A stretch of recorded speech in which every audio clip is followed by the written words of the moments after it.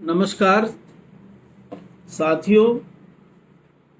आज मैं आपसे भाषा और मातृभाषा के बारे में चर्चा करूंगा। अमूमन हमारा ये अभ्यास है कि हम यह मानकर चलते हैं कि भाषा संप्रेषण का माध्यम। भाषा से हम अपनी दूसरों तक पहुंचा, यह हम मानते रहते हैं। और यह मानने से ये बिल्कुल ठीक बात है कि भाषा संप्रेषण का माध्यम है, अपने विचार को दूसरों तक पहुंचाने का माध्यम है। लेकिन यह जानना भाषा के बारे में, भाषा की हमारे जीवन में भूमिका के बारे में बहुत कम जानना है। केवल एक पहलू को जानना है, और केवल इस एक पहलू को जानने की वजह से हम भाषा की जितनी भूमिका हमारे जीवन में है, उस पूरी भूमिका से भाषा से परिचित न होने के चलते भाषा के शिक्षण को लेकर के बहुत सारी समस्याएं पैदा होती हैं। इसलिए पहली बात तो यह कि हमें यह जान लेना चाहिए कि भाषा की हमारे जीवन में क्या भूमिका है। एक तो यह कि हम जो कुछ भी महसूस करते हैं, जो कुछ भी सोचते हैं, जिन भी चीजों से हम जुड़ते हैं, वह भाषा के माध्यम से ही संभव होता है। हम भाषा में सोचते हैं, भाषा में महसूस करते हैं, भाषा में चीज़ों से जुड़ते हैं। कहने का अभिप्राय यह कि इस दुनिया को समझने का जो एक माध्यम है हमारे पास, वो भाषा है। हम जो कुछ भी व्यवहार करते हैं, जो कुछ भी काम करते हैं, वह जो कल्पना करते हैं, जो सपने देखते हैं, जो आकांक्षा पालते हैं, वह सब भाषा में ही संभव होता है। और भाषा का बहुत ही गहरा संबंध हमारी क्रियाओं से है। जो हम छोटा बच्चा जो कोई छोटा मोटा काम करता है, किसी चीज़ को उठाता है, किसी चीज़ को से खेलता है, किसी चीज़ को फेंकता है, कई बार वो नल की टोटी खोल देगा और बंद करेगा, कई बार वो छतरी खोलेगा और बंद करेगा, खोलेगा और बंद करेगा।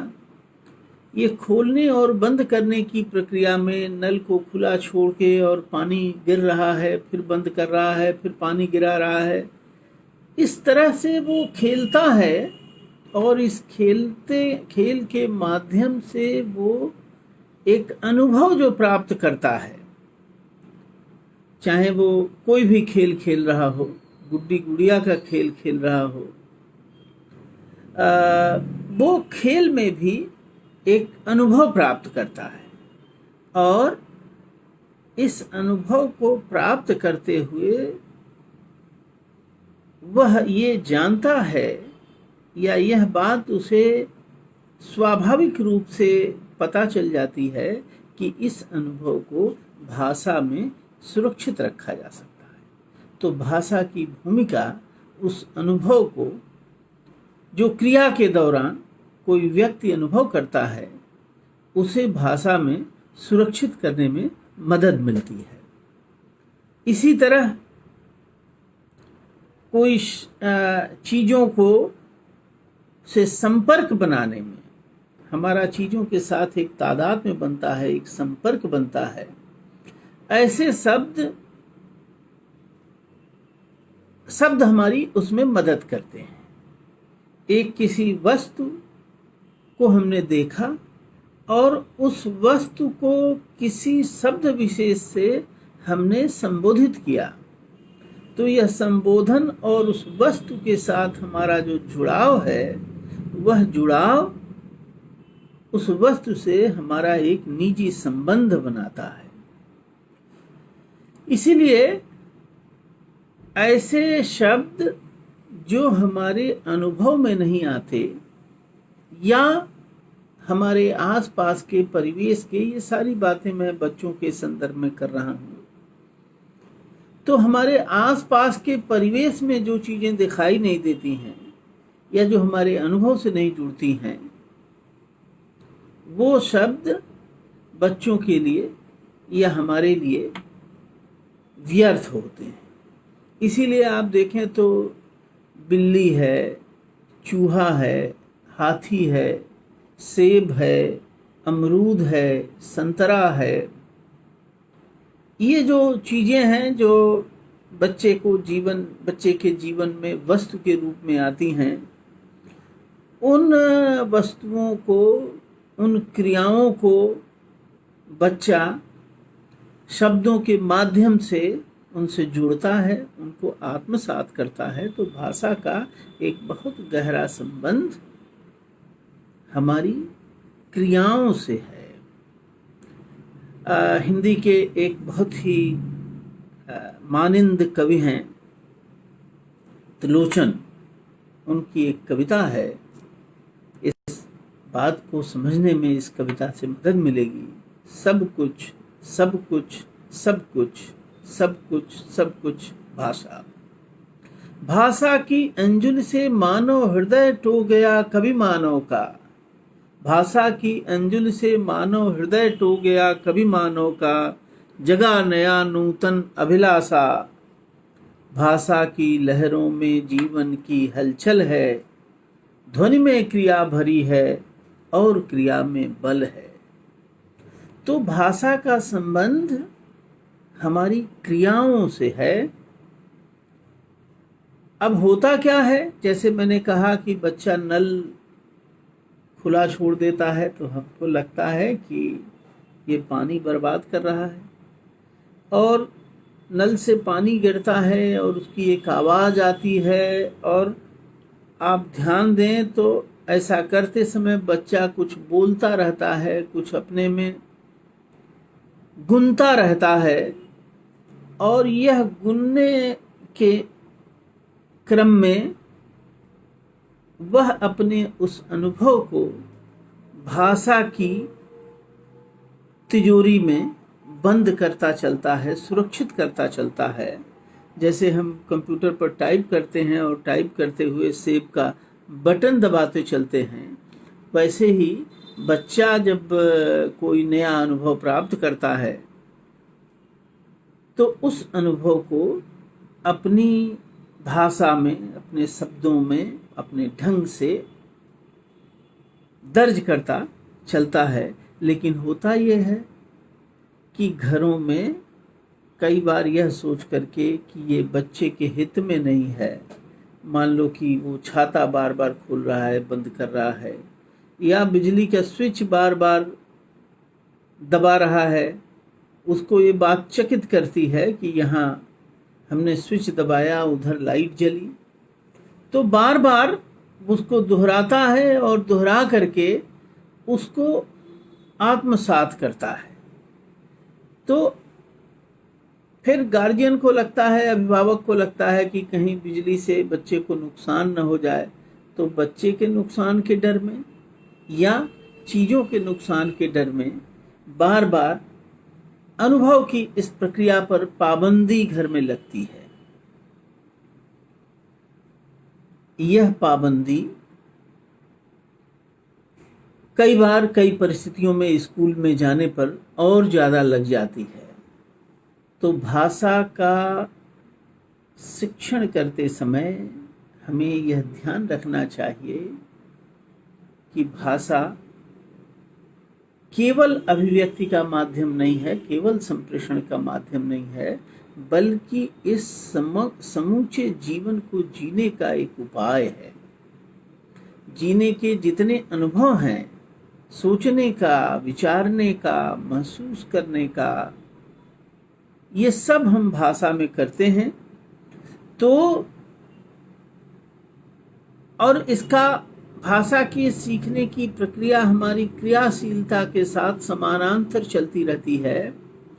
इस समानांतरता को हमें समझना होगा, और इस समानांतरता को समझ करके ही हम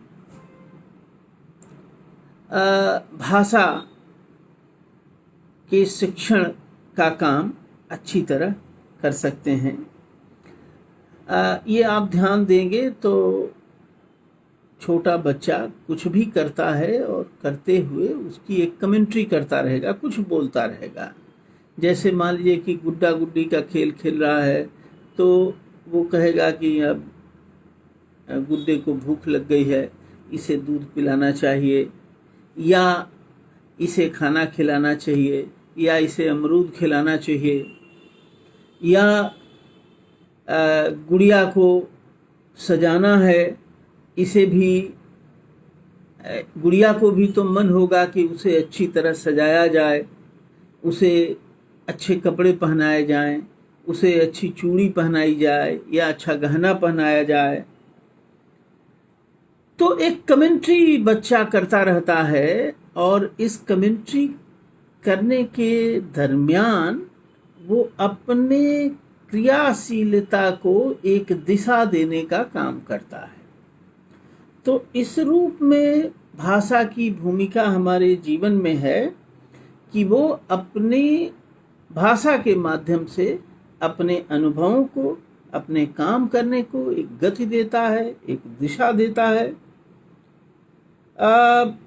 कभी कभी अगर हम ध्यान दें, बच्चे को खेलते हुए देखें, अकेले बात करते हुए सुने, तो यह जो बात करना है वह भाषा में अपने जीवन को, अपने जीवन के सरोकारों को निर्मित करना है। एक उम्र में बच्चे शब्दों के शब्द भी बच्चों के लिए एक खिलौने की तरह आते हैं, और वो शब्दों के साथ तरह तरह से तोड़फोड़ करता है।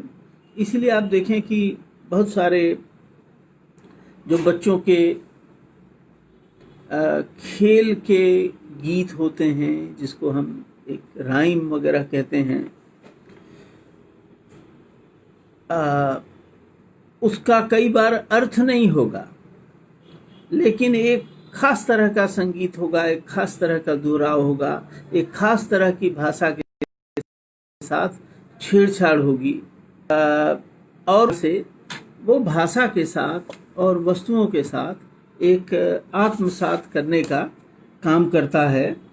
एक बच्चों के खेल का जो राइम है, अक्कड़ बक्कड़ बम्बे बोल, 80-90 पूरे 100 में लागा धागा, चोर निकल कर भागा। तो वैसे देखें तो इसमें कोई संगति नहीं है, लेकिन ये अक्कड़ बक्कड़ बम्बे बोल एक ध्वनि है, एक शब्द है, और ये शब्द और ये ध्वनि बच्चे के हाथ में, बच्चे के दिल में, दिमाग में एक खिलौने की तरह, एक ठोस खिलौने की तरह बच्चे के दिल, दिमाग और जिहन में ये काम करता है। और कई बार बच्चे बहुत सवाल पूछते हैं कि ये क्या है, तो ये कैसे हो रहा है, तो ये क्यों हो रहा है। तो ये सवाल पूछते हुए भी बच्चे उस वस्तु विशेष से या घटना विशेष से या क्रिया विशेष से अपने को जोड़ने का काम करते हैं, और इस जोड़ने के क्रम में भाषा बच्चे की मदद करती है। बच्चा भाषा के रास्ते ही, भाषा के सहारे ही उन वस्तुओं से जुड़ता है। कई बार बच्चे को हम पाते हैं कि कुछ अनुभवों को वो बार बार दोहराता है, बार बार कहता है। तो बार बार कहता है, जैसे किसी चीज से डर लग गया उसे, तो अपने डर के औचित्य को सिद्ध करने के लिए उन बातों को खूब बढ़ा चढ़ा के भी कहेगा, खूब आश्चर्य मिश्रित ढंग से कहेगा, और इस कहने की प्रक्रिया में उस डर के साथ, उस भय के साथ वह अपना एक दिलो दिमाग में एक तालमेल बैठाएगा। कोई चीज कैसे हो रही है, पानी कैसे बरस रहा है, पानी क्यों बरसता है, एक जो कुछ भी हमारे पास घटित हो रहा है, उस घटित होने से तालमेल बिठाने उपकरण है भाषा प्रदान करती है बच्चे को। एक तरह से बच्चा भाषा के वातावरण में जीने का ढंग सीखता है, जीवन जीने का अभ्यास करता है, अपने आसपास की गतिविधियों से जुड़ता है, समझता है, उसे आत्मसात करता है। कई बार उसकी पड़ताल करेगा, समझना चाहेगा, हो सकता है कि वह पड़ताल उसकी गलत हो, वो तर्क उसके गलत हों, लेकिन वो तर्क करेगा, वो पड़ताल करेगा, जानेगा, और इस जानने की कोशिश में, जैसा कि मैंने कहा कि भाषा के वातावरण में उसका जीवन शुरू होता है, जीवन की क्रियाएं शुरू होती हैं, उसकी गतिविधियां शुरू होती हैं। तो मित्रों, कहना मैं ये चाहता हूँ कि जब हम भाषा को केवल संप्रेषण तक सीमित कर देते हैं और भाषा हमारे जीवन भाषा के हमारे जीवन में जो बड़े सरोकार हैं, उन सरोकारों से भाषा की भूमिका को हम अलगा देते हैं, तो भाषा के शिक्षण में और भाषा के सीखने में ही दिक्कत नहीं होती है, बल्कि उस बच्चे की कल्पनाशीलता में एक कमी आती है। इसलिए जो मैंने आज की बातचीत का विषय रखा कि भाषा और मातृभाषा, मातृभाषा यानी वह भाषा जो स्वाभाविक रूप से बच्चे के परिवेश में मौजूद है। तो बच्चे के परिवेश में जो भाषा मौजूद है, जिसमें उसके माता पिता बोलते हैं, उसके दोस्त, साथ खेलने वाले बच्चे बोलते हैं, माँ जिस भाषा में उससे बात करती है, वह पहली भाषा होती है जिस भाषा की शब्दों के साथ बच्चा जीवन के आरंभ से ही उसका बिंब ग्रहण करता रहा है। उन शब्दों को से उसका परिचय जीवन के साथ ही शुरू हो जाता है। इसलिए मातृभाषा में बच्चा जितनी सहजता से चीजों को समझ पाता है, उतनी सहजता से किसी और भाषा में चीजों को समझने में उसे मुश्किल होती है। इसलिए कई बार होता यह है कि स्कूल का माध्यम मान लीजिए कि हिंदी है, और घर में बच्चे का जो वातावरण है वो भोजपुरी का है, या अवधी का है, या ब्रजभाषा का है, या बुंदेलखंडी का है, या मैथिली का है, तमाम भाषाएं हैं। इन भाषाओं में बच्चे ने अपनी आरंभिक अनुभव और जीवन शुरू किया है, और एक शब्दों के एक विन्यास के साथ उसका जीवन आगे बढ़ा है, परिचित होता रहा है। अचानक विद्यालय में आने के बाद कई बार उसको यह समझाया जाता है कि यह जो भाषा तुम बोल रहे हो, यह भाषा ही नहीं है, और उसकी सोच पर एक तरह का उसकी सोचने की क्षमता और उसकी कल्पनाशीलता और उसकी सृजनशीलता जो एक स्वाभाविक ढंग से मातृभाषा में विकसित हो रही थी, उस पर अचानक ब्रेक लगता है, और एक दूसरी भाषा, वो चाहे हिंदी हो और चाहे अंग्रेजी हो, चाहे और कोई भाषा हो, जब आती है तो सवाल केवल भाषा सीखने का नहीं रह जाता, सवाल उसकी कल्पना और सृजनशीलता के साथ तालमेल बैठाने में एक एक एक एक बाधा पैदा होती है। इसलिए कोई ऐसा तरीका निकालना चाहिए जिस तरीके में हम बच्चे को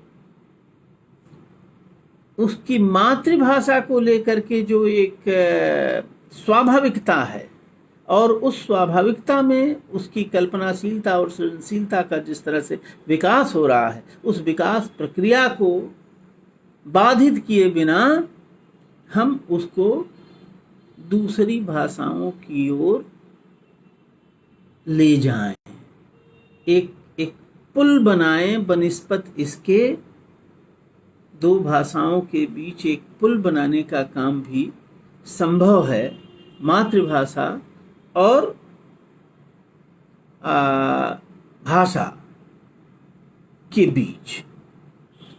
अगर पुल बनाने की प्रक्रिया की अपेक्षा हम सीधे उसको कहें कि इस भाषा को छोड़ के तुम इस भाषा में आ जाओ, तो इसमें दिक्कत क्या होती है कि उसकी जो सोच की स्वाभाविक दिशा है, सोच की स्वाभाविक दिशा बाधित होती है।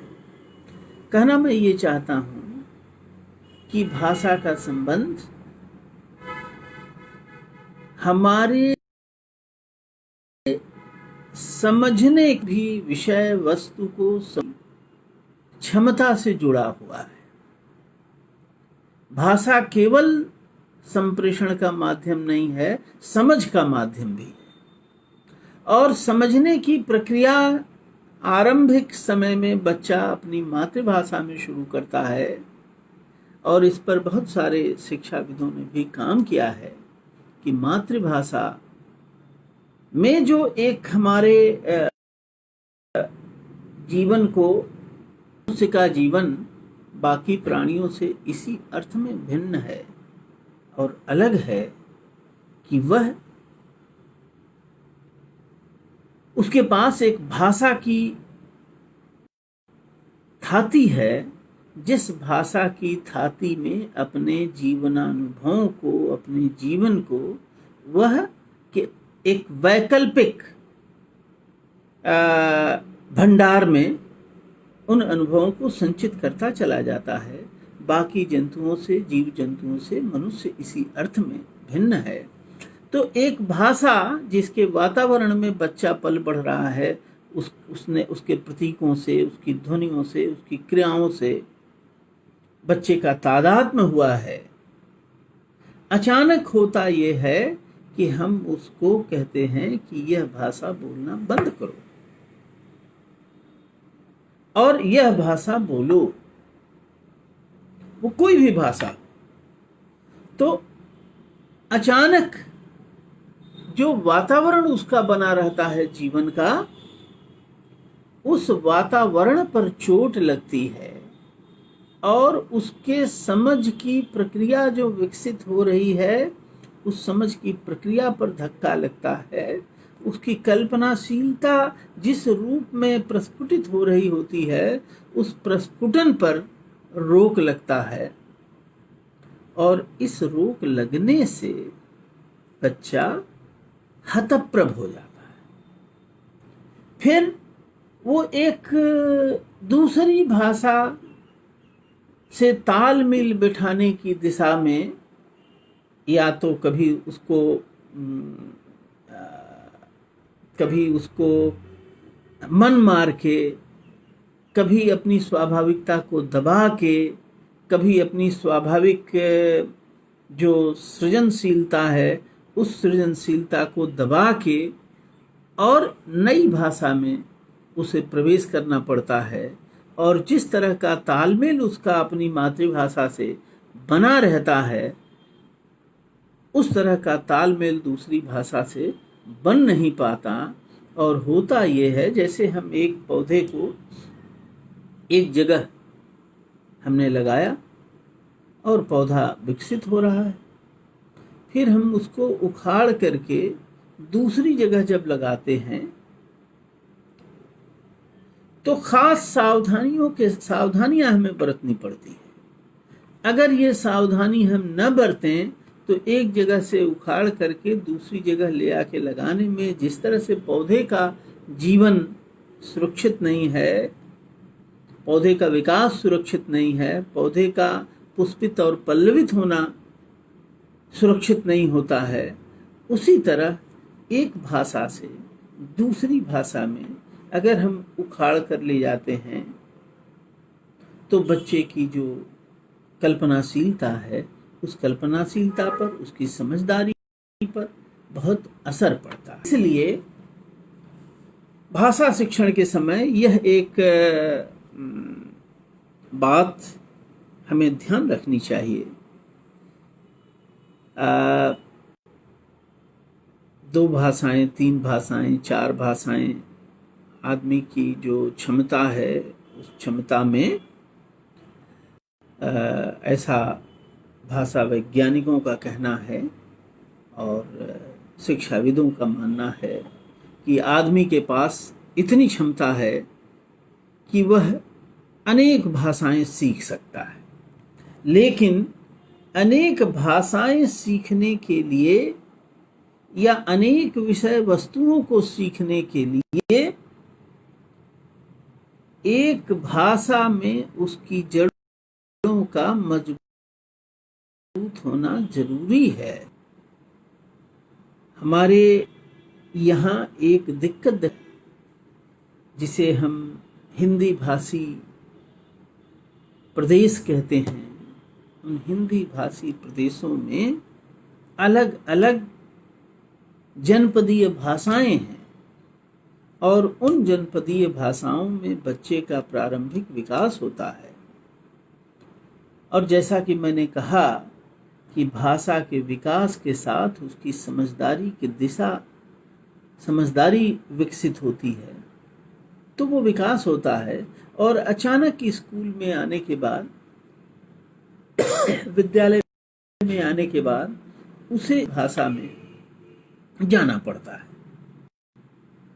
तो कई बार शिक्षक के रूप में हमारे मन में भी ये बात होती है कि ये बच्चा, और आप सब जानते हैं कि औपनिवेशिक शासन के समय में हमारी जनपदीय भाषाओं को लेकर के एक धारणा बनाई गई कि ये जनपदीय भाषाएं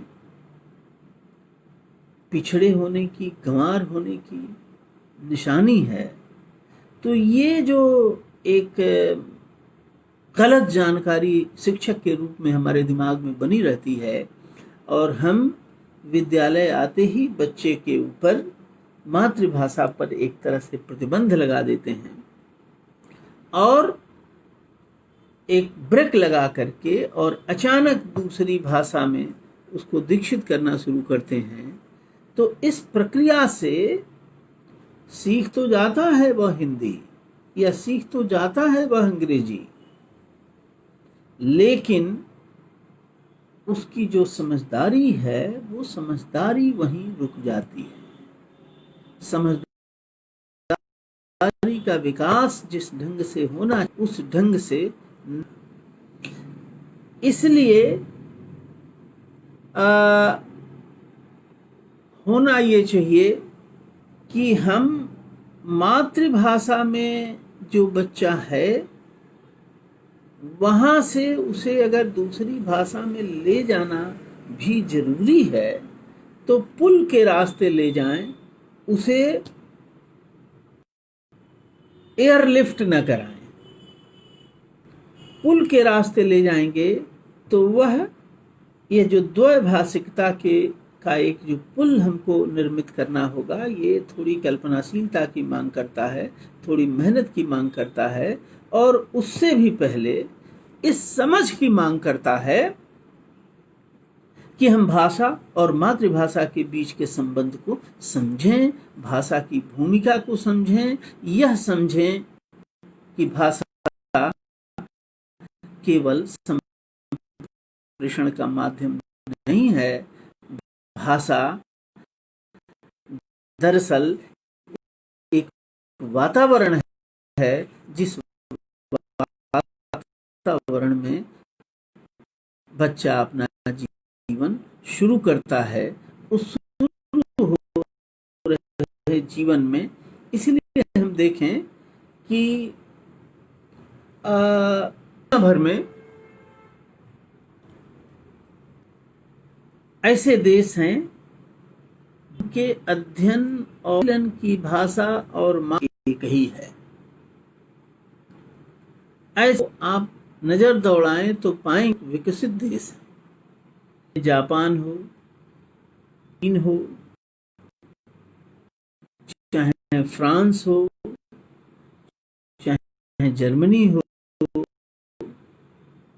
इन सारे देशों में और भी बहुत सारे उदाहरण हम देख सकते हैं जिनको हम विकसित देश के रूप में जानते हैं।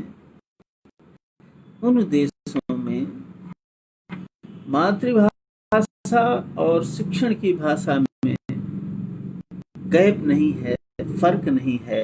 इसलिए उनकी और मौलिकता के विकसित होने में और मौलिक शोध की दिशा में आगे उनको असुविधा नहीं होती है।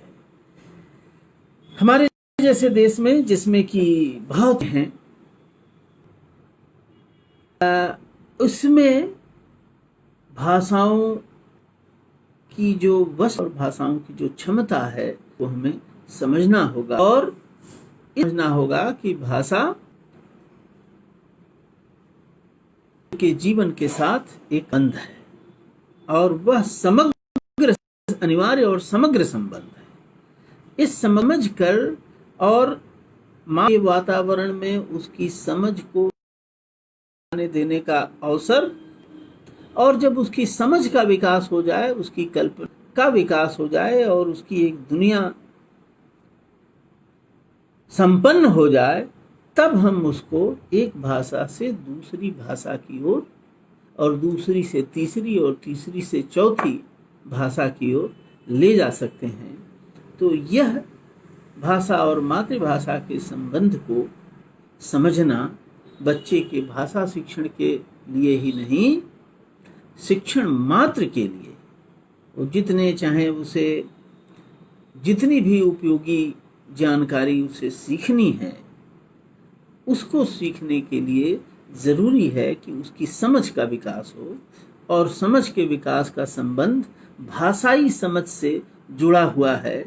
और इस भाषाई समझ को विकसित करने के लिए जरूरी है कि मातृभाषा को लेकर के बच्चे की जो एक भावना है, जो धारणा है, वह कहीं से क्षतिग्रस्त न हो कि यह एक पिछड़ी हुई भाषा है, यह एक अविकसित भाषा है, इसलिए हमें इसे छोड़ देना चाहिए, या इस भाषा में रोजी रोजगार नहीं है इसलिए हमें इसे छोड़ देना चाहिए। इस तरह की जो बातें हैं वह बच्चे के मस्तिष्क पर धक्का पहुंचाती हैं और उसकी मौलिकता और सृजनशीलता को क्षतिग्रस्त करती हैं। इसलिए भाषा शिक्षण के समय मातृभाषा और भाषा के संबंध को और दोनों के बीच के संचरण को हमें ध्यान रखना होगा। मैं समझता हूँ कि यह एक बुनियादी पाठ है जो हर भाषा शिक्षक के दिमाग में यह बात स्पष्ट होनी चाहिए। तो इन्हीं शब्दों के साथ आज की इस बातचीत को मैं यहीं विराम देता हूँ और कुल मिलाकर इतनी देर में मैंने जो बात कही उसको सूत्र रूप में कहें तो यह कि भाषा केवल संप्रेषण का माध्यम नहीं है, बल्कि वो हमको सोचने, महसूस करने, चीज़ों से जुड़ने और जीवन को एक वातावरण देने में भाषा की भूमिका होती है। और यह वातावरण हमको मातृभाषा में बहुत सहजता से उपलब्ध हो जाता है। मातृभाषा में हमारी सृजनशीलता, कल्पनाशीलता, मौलिकता का विकास होता है। इसलिए मातृभाषा को किसी भी तरह से क्षति न पहुंचे, उसके प्रारूप को बच्चे के दिमाग में इस तरह से हम इस तरह से उसका जो एक बना हुआ प्रारूप बच्चे के दिलो दिमाग में है, उस प्रारूप को बनाए रखते हुए उसे दूसरी भाषा की ओर अगर ज़रूरी है ले जाना तो ले जाएं। इन्हीं शब्दों के साथ मैं अपनी ये बात यही समाप्त करता हूँ। बहुत बहुत धन्यवाद।